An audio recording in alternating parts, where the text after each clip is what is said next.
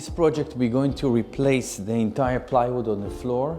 All the plywood, the old plywood, this is the old plywood, is completely damaged.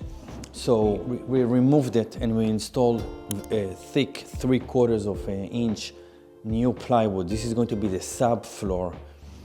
We are in the 3rd floor master bedroom. So we're going to replace the entire subfloor, and on top of that we will install the wood floor. Same thing with the bathroom. It's completely, this is the master bathroom. The plywood is completely damaged. Okay, right now we're in the kids' room. One of the kids' room that they have also bathroom. All the floor, all the subfloor is brand new subfloor. We installed 3/4 of a plywood on the floor. The entire floor were damaged. The entire floor was damaged before, so we replaced it. You can see here, it's completely eaten by water. Years of water that penetrated. So it's damaged that we knew that this is a sign that you definitely have to replace your subfloor.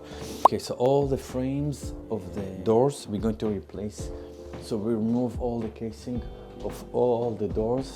In this wall, we removed the step that they used to have here. All this used to be bricks. We removed it. We're going to eliminate the fireplace. We're going to close it from the top and from this section. So all the ceiling here, we're going to install 1/4 of an inch drywall, because the ceiling right now has kind of like a texture. The texture used to be very popular in the 80s, like probably like 45 years ago. It used to be kind of big, all this texture ceiling.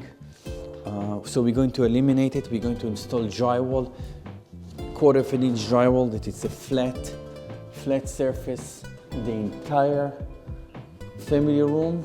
And also the same thing we're going to do on the ceiling of the kitchen and the dining room.